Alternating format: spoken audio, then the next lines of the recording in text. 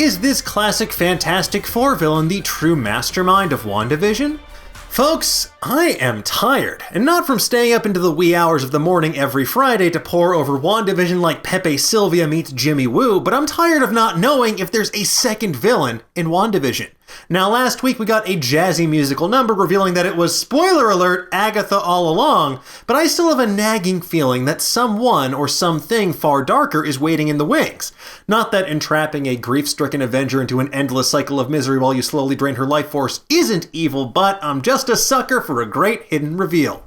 Thankfully, we here at Nerdist have yet another theory. As Rosie Knight wrote on Nerdist.com, the true villain of WandaVision might not just be Agatha Harkness, but a classic Fantastic Four and Avengers character who is already set to debut in the Marvel Cinematic Universe. I'm talking about Kang the Conqueror, aka Immortus, aka Nathaniel Richards, aka the villain with almost as many nicknames as Monica Rambeau has in the comics.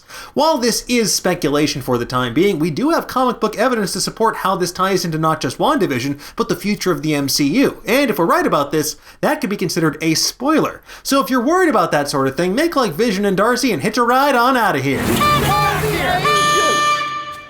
Alright, let's get into it, shall we? So in our quest to learn the true identity of the real villain of WandaVision, we've covered quite a few magical suspects, including Mephisto, Dormammu, Mephisto, Chthon, and how could I forget Mephisto, just to name a few.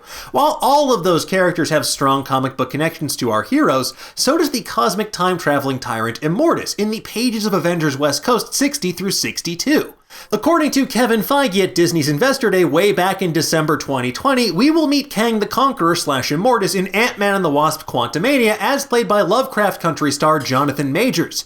But much like how we met Thanos during the end credits of Avengers, this theory posits the time-traveling tyrant himself could actually appear first in WandaVision because of a major connection to both Agatha Harkness and Wanda Maximoff. So during these issues, Immortus basically proclaims himself the master of all time and reveals that he rules over a dimension called Limbo, a trans-temporal dimension which exists outside of the time stream itself.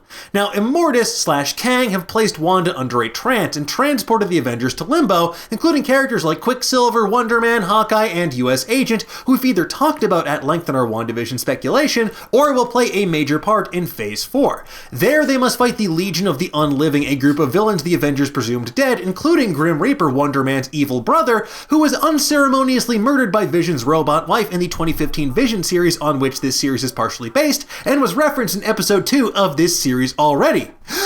We learn that Kang studied under the tutelage of the Timekeepers, those mysterious custodians of the time stream who we first saw in statue form during the Loki trailer.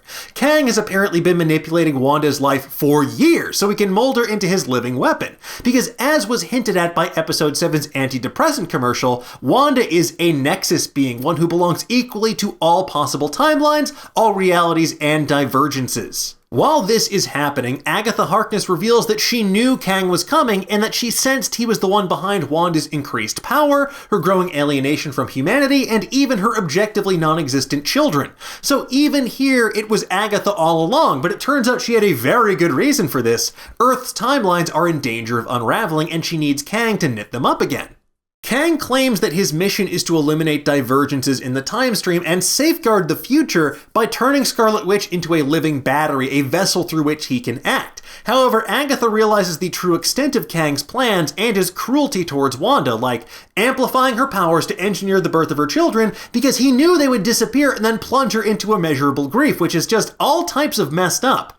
When she comes to her senses, Agatha projects herself into astral form into Limbo and tries to save Wanda by getting her to give up all of her powers. And Wanda basically goes Super Saiyan Scarlet, exploding with energy, changing countless time streams in the process, and a horrifying precursor to House of M. It causes Kang to exclaim, "Agatha Harkness, you have doomed the very multiverse!" I'm sorry, you're saying there's a multiverse? So this action, Wanda giving up her powers, creates a powerful ripple effect across the many timelines of the multiverse, but that, coupled with the havoc the Avengers and Thanos wrought during Infinity War and Endgame, is likely what will ultimately tear the multiverse asunder, setting the stage for what's to come, all the chronal chaos of Doctor Strange in the Multiverse of Madness, Spider-Man 3, Loki, Ant-Man and the Wasp: Quantumania, and so much more. But perhaps most importantly, it gives us yet another purple villain to root against as the big bad of Phase 4. He's purple.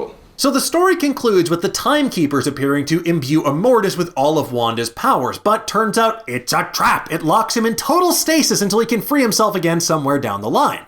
While I doubt we'll see that particular moment, or limbo per se in the MCU, rumors have been swirling that in Ant-Man and the Wasp: Quantumania, we will see Kang's glass-domed city of Chronopolis, his headquarters that exist outside the flow of time, and presumably in the context of the MCU exists in the quantum realm. Considering what we've seen in Westview and on WandaVision thus far, this theory actually feels like it might have some legs to it. Agatha might be playing the part of the villain because of deeper altruistic motives to repair the damage done to the multiverse. However, in doing so, she may have created a bigger problem that Earth's mightiest heroes will then have to solve in Phase 4 and beyond.